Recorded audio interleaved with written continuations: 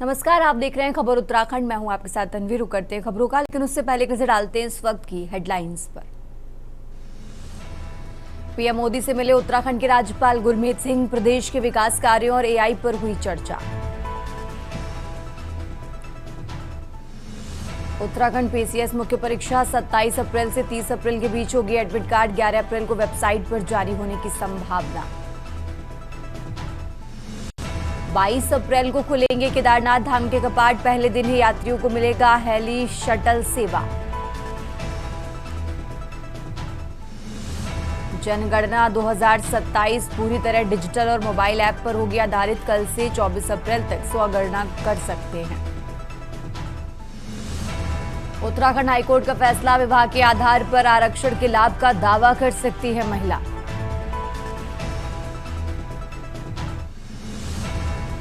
उत्तराखंड में भारी बारिश, बर्फबारी, 17 डिग्री सेल्सियस लुढ़का पारा। आप देख रहे हैं के न्यूज़, खबरों का सारथी। और अब रुक करते हैं खबरों का। चारधाम यात्रा को सुरक्षित, सुगम और व्यवस्थित बनाने के लिए इस बार केदारनाथ हेली शटल सेवा को पूरी तरह हाईटेक बनाने जा रही है। सीएम धामी के निर्देश पर हेली सेवाओं में आधुनिक तकनीकों का समावेश किया गया है, जिससे यात्रियों को बेहतर, पारदर्शी और सुरक्षित यात्रा अनुभव मिल सके। 22 अप्रैल को केदारनाथ धाम के कपाट खुलने के साथ ही हेली शटल सेवाएं भी शुरू की जाएंगी। इस साल हेली सेवाओं की निगरानी के लिए अत्याधुनिक सिस्टम तैयार किया गया है।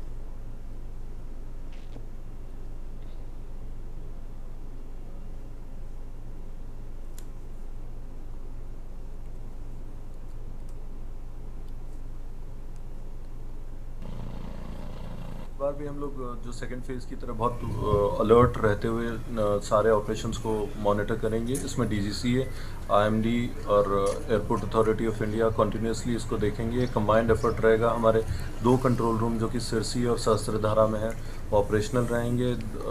कुछ और एटीसी बनाए जाने के लिए हमें डायरेक्शंस मिले हैं, तो बद्रीनाथ जी और केदारनाथ जी में भी हम लोग एटीसीज बना रहे हैं। पीटीजेड कैमरास का नंबर, वीएचएफ सेट्स का नंबर और हमारा इवोस और सीलोमीटर जो लगाए जाने हैं, उन सारे एस्पेक्ट्स पे हम काम कर रहे हैं। लाइव ट्रैकिंग को भी हम लोग इस बार जो हमारे हेलीकॉप्टर्स होंगे उनको कंटिन्यूसली लाइव ट्रैकिंग करेंगे उनकी, ताकि मिस हैपनिंग की कंडीशन में हम उन्हें इमीडिएटली आइडेंटिफाई कर सकें। और आगे बढ़ते हैं खबरों में। चारधाम यात्रा की ऑफलाइन रजिस्ट्रेशन को लेकर हरिद्वार में पर्यटन विभाग जोर शोर से तैयारियों में जुट गया है। यहां ऋषिकुल मैदान में ऑफलाइन रजिस्ट्रेशन काउंटर लगाए जाएंगे, जिसके लिए बड़ा पंडाल लगाया जा रहा है। पिछले साल की तरह इस बार भी 20 काउंटरों पर ऑफलाइन रजिस्ट्रेशन हो सकेगा, जिसमें महिलाओं और विदेशी नागरिकों के लिए अलग से काउंटर बनाए गए हैं।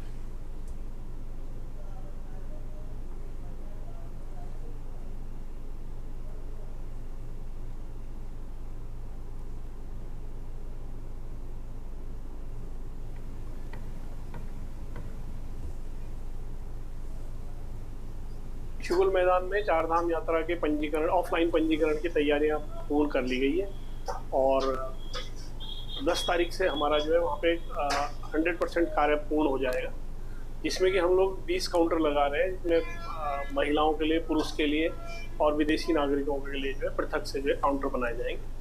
और वर्तमान में जो है कार्य वहाँ पर चल रहा है। 20 टॉयलेट्स वहाँ पे बन चुके हैं और 10 तारीख के बाद वो फंक्शनल हो जाएंगे और 10 के बाद जो है सारी व्यवस्था हमारी सुचारू रहेगी।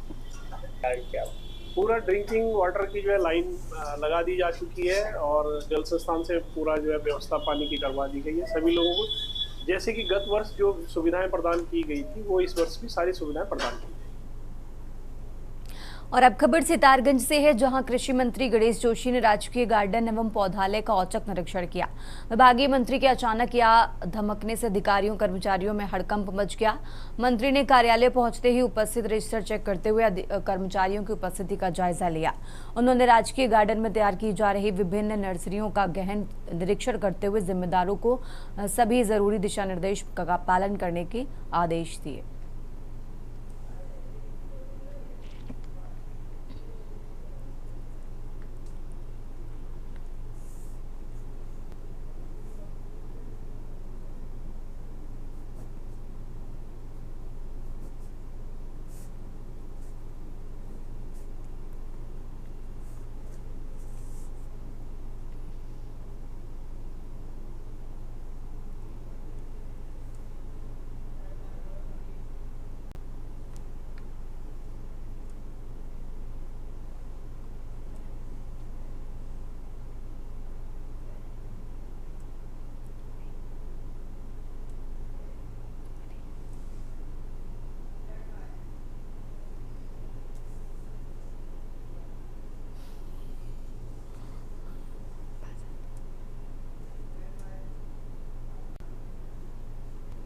और अब खबर देहरादून से है, जहां बार एसोसिएशन के अध्यक्ष अनिल शर्मा ने प्रेस में बातचीत करते हुए बताया कि वरिष्ठ अधिवक्ता प्रेमचंद्र शर्मा व जिलाधिकारी के बीच हुए विवाद को लेकर बार एसोसिएशन द्वारा 4 अप्रैल से जारी हड़ताल वापस किए जाने का फैसला लिया गया है। उन्होंने बताया कि वरिष्ठ अधिवक्ता के साथ प्रतिनिधिमंडल ने सचिवालय पहुंचकर मुख्यमंत्री पुष्कर सिंह धामी से मुलाकात करने के बाद हड़ताल वापसी का फैसला लिया है।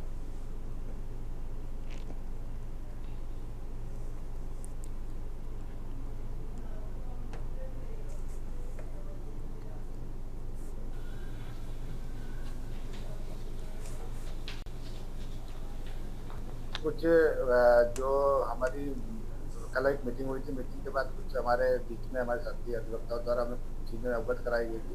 उसे लेकर के माननीय मुख्यमंत्री जी से हमारी आज वार्ता हुई है। हमारी बार देहरादून की कार्यकारिणी के माननीय मुख्यमंत्री से वार्ता हुई। वार्ता के दौरान जिन बिंदुओं को लेकर के हमारा एक आपस में वो चल रहा था, और वो उन सब बिंदुओं पर डिस्कस होने के बाद उन सब बिंदुओं का माननीय मुख्यमंत्री जी द्वारा सकारात्मक मामला किसी गलतफहमी में ज़्यादा उत्पन्न हुआ है कि अगर गोपनीय पत्र को प्रकाशन न करते तो झगड़ा ही नहीं होता। अगर कोई हमारे बीच में विवाद भी होता, देखिए एक सीनियर अधिवक्ता हूँ मैं, अगर उन्हें कुछ एहसास हुआ कि मैंने कुछ उनसे जोर से बात कर लिया, कुछ कह दिया, तो मुझे बुला के भी शांत कर सकते थे। जहाँ जहाँ हमारी अब बात हुई है, जिस ऑफिसर से बात हुई है,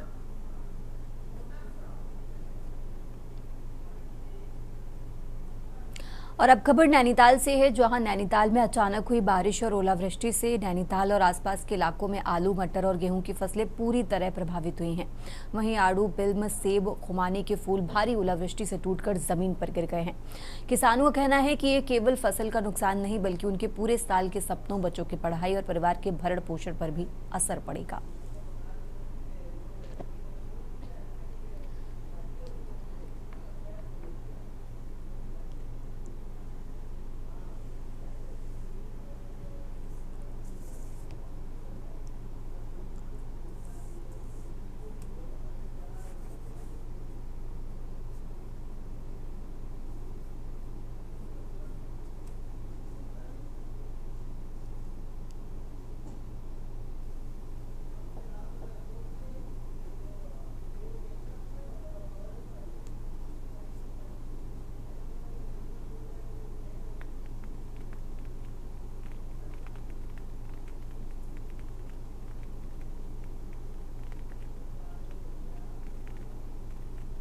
आज हमारे क्षेत्र में ओखलकांडा ब्लॉक के नाई गांव क्षेत्र में, भीड़ापानी क्षेत्र में, खुजेटी क्षेत्र में बहुत ही ज़्यादा ओलावृष्टि हुई है, जिससे हमारी फसल, जो मुख्य फसल है यहाँ की आलू, मटर, उसको सबसे ज़्यादा नुकसान हुआ है। उसके अलावा धारी ब्लॉक हो गया, रामगढ़ ब्लॉक हो गया, ओखलकांडा ब्लॉक हो गया, जो फल पट्टी भी कहा जाता है, रामगढ़ और धारी ब्लॉक, वहाँ फलों को भी बहुत नुकसान हुआ है। क्योंकि आजकल जो है पुलम में, आड़ू में, खुमानी में, सेब में जो है फूल आते हैं, छोटे छोटे दाने आते हैं, उनको भी काफ़ी जो है नुकसान हुआ है। किसानों की एक प्रकार से कहें तो कमर जो है इस ओलावृष्टि ने तोड़ दी है और भारी ओलावृष्टि हुई है। खासकर जो हमारे क्षेत्र है, इस पर आलू की बहुत अच्छी खेती होती है, मुख्य फसल ही आलू को जो है माना जाता है, तो उसी को जो है सबसे ज़्यादा नुकसान पहुंचाया है। वृष्टि से जो हमारे आलू और जो हमारे बागवान हैं, उन लोगों की फ्लावरिंग का सीजन है, तो उसके नुकसान की खबरें आ रही हैं। तो मुख्य कृषि अधिकारी और मुख्य उद्यान अधिकारी को उन प्रभावित क्षेत्रों में सर्वे करने के लिए और जो अनुमन्य राहत सहायता है वो उपलब्ध कराने के लिए कहा गया है। और आगे बढ़ते हैं खबरों में। चिन्याली सौड़ में झमाझम बारिश के बीच उस समय हाई वोल्टेज ड्रामा देखने को मिला, जब नगर पालिका अध्यक्ष और सभासदों के बीच चल रहा विवाद अचानक सड़क से उठकर पुल और छत तक पहुंच गया। हालात इतने तनावपूर्ण हो गए कि प्रशासन को भारी पुलिस बल के साथ मौके पर पहुंचना पड़ा। दरअसल नगर पालिका अध्यक्ष मोहन कोहली चिन्याली सौड़ टिहरी झील पर स्थित आर्च ब्रिज पर आत्मदाह के लिए चढ़ गए थे, जिससे प्रशासन में हड़कंप मच गया।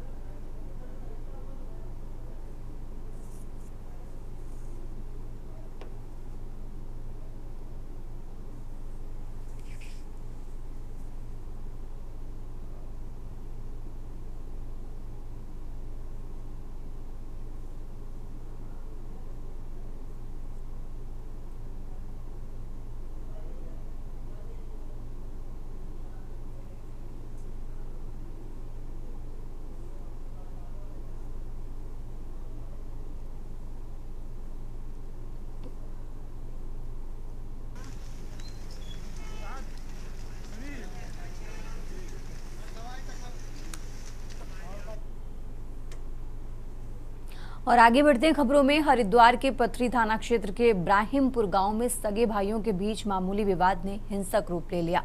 दोनों पक्ष आमने सामने आ गए और लाठी डंडों से जमकर मारपीट की, जिससे पूरे इलाके में हड़कंप मच गया।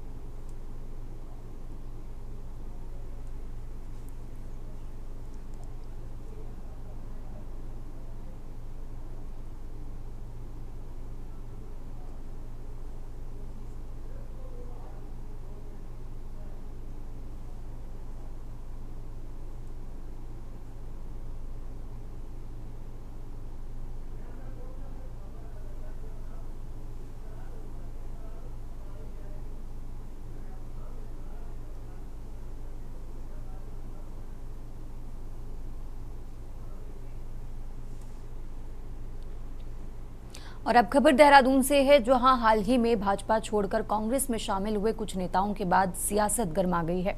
कांग्रेस प्रदेश अध्यक्ष गणेश गोदियाल का दावा है कि कई बड़े भाजपा नेता उनके संपर्क में हैं और जल्द ही कांग्रेस का दामन थाम सकते हैं।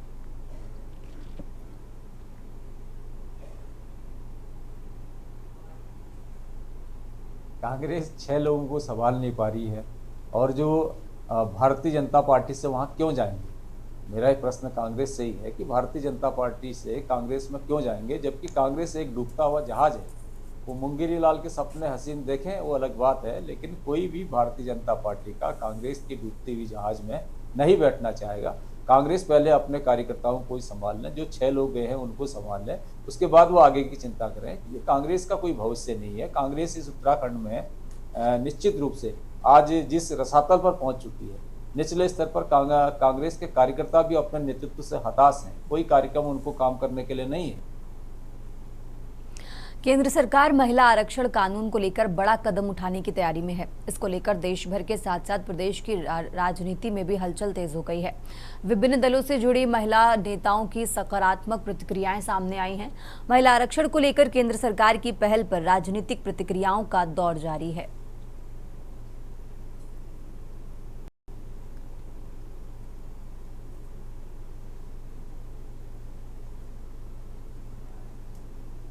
हम तो बहुत बहुत बधाई देते हैं, धन्यवाद देना चाहते हैं अपने माननीय प्रधानमंत्री जी को, जो उन्होंने कहा वो करके दिखाया।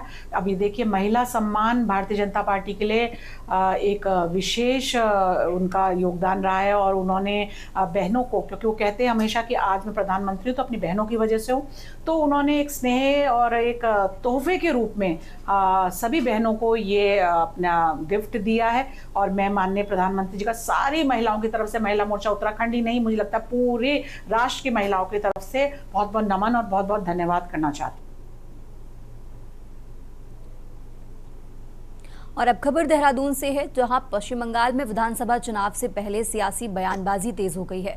प्रदेश के मुख्यमंत्री पुष्कर सिंह धामी ने बंगाल में भाजपा की जीत का दावा किया है। पश्चिम बंगाल से चुनाव प्रचार कर लौटे मुख्यमंत्री पुष्कर सिंह धामी ने कहा कि राज्य में परिवर्तन की लहर साफ दिखाई दे रही है।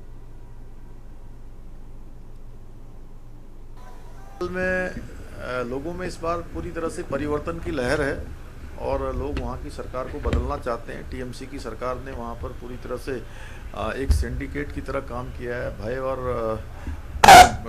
डर का माहौल पैदा किया है। वहाँ पर लोगों के अंदर घोर निराशा है। लोग वहाँ पर डबल इंजन की सरकार बनाना चाहते हैं। प्रधानमंत्री आदरणीय मोदी जी के नेतृत्व में जिस प्रकार जहाँ भी जिन राज्यों में भी चुनाव हो रहे हैं, डबल इंजन लोग लगा रहे हैं, डबल इंजन की सरकार बन रही है, एनडीए भाजपा की सरकार बन रही है। बंगाल में भी इस बार डबल इंजन की सरकार बनेगी, भारतीय जनता पार्टी की सरकार बनने जा रही है। और अब खबर लक्सर से है, जहां पथरी थाना क्षेत्र के ग्राम इब्राहिमपुर में पारिवारिक विवाद हिंसक झड़प में बदल गया। रियासत और शौकित परिवार के बीच कहासुनी के बाद दोनों ओर के दर्जनों लोग आमने सामने आ गए और लाठी डंडों, ईंट पत्थरों से एक दूसरे पर हमला कर दिया।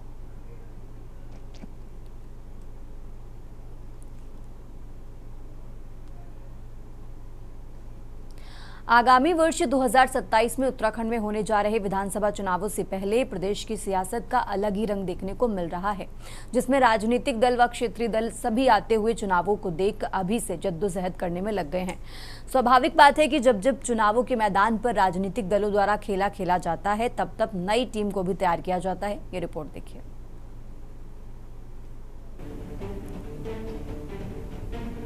उत्तराखंड में विधानसभा चुनाव 2027 से पहले माहौल बनाने की जद्दोजहद जारी है। इसी कड़ी में कांग्रेस दल बदल का रास्ता इख्तियार भी कर चुकी है। पहले चरण के बाद अब दल बदल के लिए नेताओं की दूसरी खेप भी तैयार है। खास बात यह है कि पार्टी ने नेताओं की संख्या भी घोषित कर दी है। आगामी दिनों में प्रदेश प्रभारी के दौरे के दौरान कुछ बड़ा देखने को मिल सकता है। बता दें कि 28 मार्च को दिल्ली में राज्य के 6 बड़े चेहरों ने कांग्रेस ज्वाइन की थी। बीजेपी छोड़कर कांग्रेस ज्वाइन करने वाले सभी भाजपा के बड़े चेहरे बेशुमार नाम वाले हैं। अब जब मामला कुछ हद तक शांत हो गया, तो कांग्रेस एक बार फिर अपनी राजनीतिक रणनीति को आगे बढ़ाने में जुट गई है। पार्टी अब दूसरी खेप के रूप में 12 नेताओं को शामिल करने की तैयारी कर रही है। कांग्रेस का दावा है कि बीजेपी के कई सिटिंग विधायक भी कांग्रेस में शामिल होना चाहते थे, लेकिन कानूनी कार्रवाई और अपने बचे हुए कार्यकाल की वजह से खुद को थामे हुए हैं, जिसको लेकर कहीं न कहीं भाजपा संगठन में एक बार फिर बड़ा डैमेज जल्द देखने को मिल सकता है। लेकिन सत्ताधारी पार्टी को यकीन है कि सब कुछ ऑल इज वेल। 6 जाएंगे, बाकियों पर बातचीत चल रही है। और अभी मैं कल से यहाँ आया हूँ, तब से ही मैं पूरे सुबह से इसी काम में लगा हूँ कि बतेरे लोग मुझे आके नए लोग आ रहे हैं कि हम भी शामिल होना चाह रहे हैं, हम भी शामिल होना चाह रहे हैं। तो उनकी भी मैं अब लिस्ट बना रहा हूँ और एक लिस्ट मैं फिर हमारी प्रभारी जी को सौंपने वाला हूँ। है ऐसी कि जो विधायक लोग कांग्रेस में आना चाहते हैं, लेकिन चूंकि वो विधायक हैं और उन पर कानून का भी नज़र रहती है कि भाई कैसे क्या, तो उनका भी कार्यकाल अभी बाकी है, इसलिए समय आने पर। मैं उन लोगों में नहीं हूँ कि हम उन लोगों में नहीं हैं जो कहें कि भाजपा की तरह कि बहुत सारे लोग कांग्रेस से भाजपा में सम्मिलित होने जा रहे हैं। लेकिन ये सच है कि आने वाले समय में निरंतरता बनी रहेगी और कांग्रेस में कई senior leader Bharatiya Janata party के सम्मिलित होंगे। ये मैं आपसे कहना चाह रहा हूँ। कांग्रेस 6 लोगों को संभाल नहीं पा रही है और जो भारतीय जनता पार्टी से वहाँ क्यों जाएंगे। मेरा एक प्रश्न कांग्रेस से ही है कि भारतीय जनता पार्टी से कांग्रेस में क्यों जाएंगे, जबकि कांग्रेस एक डूबता हुआ जहाज है। वो मुंगेरी लाल के सपने हसीन देखें वो अलग बात है, लेकिन कोई भी भारतीय जनता पार्टी का कांग्रेस की डूबती हुई जहाज में नहीं बैठना चाहेगा। कांग्रेस पहले अपने कार्यकर्ताओं को ही संभाल लें, जो 6 लोग गए हैं उनको संभाल लें, उसके बाद वो आगे की चिंता करें। ये कांग्रेस का कोई भविष्य नहीं है। कांग्रेस इस उत्तराखंड में निश्चित रूप से आज जिस रसातल पर पहुंच चुकी है, निचले स्तर पर कांग्रेस के कार्यकर्ता भी अपने नेतृत्व से हताश हैं। कोई कार्यक्रम उनको काम करने के लिए नहीं है। दरअसल कांग्रेस ने हाल ही में दल बदल के पहले चरण में 6 नेताओं को पार्टी की सदस्यता दिलाई थी। इन नेताओं के कांग्रेस में शामिल होने के बाद प्रदेश की राजनीति में खासा हलचल देखने को मिली थी। इसकी वजह ये भी रही कि इन 6 नेताओं में से अधिकांश का संबंध बीजेपी से हो रहा है और वो पूर्व विधायक जैसे प्रभावशाली पदों पर भी रह चुके हैं। ऐसे में इस घटनाक्रम को कांग्रेस के लिए एक मनोवैज्ञानिक बढ़त के तौर पर देखा गया। बता दें कि पहले भी प्रदेश भाजपा में लंबे समय से काम कर रहे कुछ कार्यकर्ताओं के आए बयानों ने विपक्ष को भाजपा को घेरने का मौका दिया था, जिसमें गदरपुर विधायक अरविंद पांडे और पूर्व बीकेटीसी अध्यक्ष अजेंद्र अजय के नाम काफी हद तक हाईलाइट दिखाई पड़े थे, जिसके बाद भाजपा डैमेज कंट्रोल में भी जुटती नजर आई। वहीं विपक्ष द्वारा इस मुद्दे को भी उदाहरण के रूप में पेश किया गया है, लेकिन एक बार फिर 12 नेताओं को शामिल करने की तैयारी को लेकर राजनीति में हलचल पैदा कर दी गई है। वहीं सभी विपक्षी दल अपने दलों को मजबूत करने के प्रयास में चुनाव आने से पहले जुट चुके हैं। देखिए, सभी जगह एक औखान है, पहाड़ों में तो खास तौर पर है कि तलवार का कटा हुआ वो ठीक हो सकता है, लेकिन मुंह से बोली हुई जबान या फिर कलम से लिखी हुई जो बातें होती हैं वो सदा रह जाती हैं। और जिस प्रकार से बीजेपी और कांग्रेस में लोग अदला बदली हो रहे हैं और एक दूसरे पर इतनी घटिया किस्म की टिप्पणी करते हैं, कभी उनको फुटे कारतूस बताते हैं या कभी उनको खत्म माल जैसे शब्दों का प्रयोग करते हैं, ये एक बहुत ही निंदनीय विषय है। और इस प्रकार से जो कांग्रेस भी उनको बताती है कि वहां पर तो हमारे ही आदमी है, तो ये भी एक तरफ से सत्य ही है कि वहां पर उनके भी आदमी है, लेकिन ये आरोप प्रत्यारोप का नहीं है, ये सिर्फ समय अवसरवादी का है कि ये जो दोनों पार्टियां हैं, ये दिल्ली जो राष्ट्रीय दल है, ये अवसरवादी हैं। कांग्रेस पार्टी में भारतीय जनता पार्टी से जुड़े हुए और अन्य जो है रूप से सक्रिय नेताओं ने ज्वाइनिंग की है और आने वाले समय में आप देखेंगे कि बहुत बड़े बड़े नेता, कई पूर्व विधायक, कई वर्तमान विधायक कांग्रेस पार्टी की सदस्यता लेंगे, क्योंकि कांग्रेस पार्टी के लगातार वो संपर्क में है। राजनीतिक कारणों से कुछ लोग अभी शामिल नहीं हो पा रहे हैं। आने वाले समय में आप देखेंगे कि जो भारतीय जनता पार्टी की रीति नीति, सरकार की कार्यशैली से असंतुष्ट जो है नेता हैं, वो कांग्रेस पार्टी की सदस्यता लेंगे। अभी कांग्रेस पार्टी के अंदर उन सभी नामों पर चिंतन मंथन चल रहा है। भाई आप कल्पना करो, जिनको बीजेपी ने निकाला हो, उनका जमावड़ा अगर वहाँ हो रहा है तो वहाँ भी तो कुछ चिंतक लोग होंगे, कुछ विचार करने वाले लोग होंगे कि अगर अनुशासन की जो पार्टी मानी जाती है भारतीय जनता पार्टी, वहां से अगर कुछ लोग निकाले जाते हैं तो किस प्रकार के लोग होंगे। उनको अगर लेते हैं तो फिर इस प्रकार तुरंत देखना स्वाभाविक था। हाल ही में दिल्ली में भाजपा के 6 बड़े नेताओं की कांग्रेस में ज्वाइनिंग करने के बाद इसी बीच कांग्रेस की प्रदेश प्रभारी कुमारी शैलजा का उत्तराखंड दौरा भी बेहद अहम माना जा रहा है। कुमारी शैलजा जल्द ही 5 दिवसीय दौरे पर राज्य में आने वाली हैं, जहां वो विभिन्न क्षेत्रों का दौरा कर पार्टी नेताओं और कार्यकर्ताओं से मुलाकात करेंगी। राजनीतिक जानकारों का मानना है कि इस दौरे के दौरान ही इन 12 नेताओं में से कुछ की ज्वाइनिंग करवाई जा सकती है, जिससे पार्टी को एक बार फिर मजबूती का संदेश देने का मौका मिलेगा। लेकिन आगामी चुनावों से पहले यदि ऐसी कोई नाराजगी या मतभेद जिसके कारण नेता अपने दलों को छोड़कर दूसरे दलों का दामन थामने का काम कर रहे हैं, तो इस विषय पर पहले गहन चर्चा होना जरूरी है।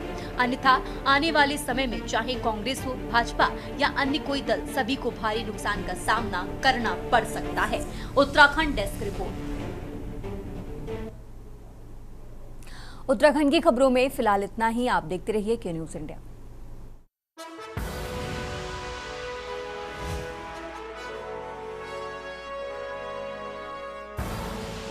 आप देख रहे हैं के न्यूज, खबरों का सार।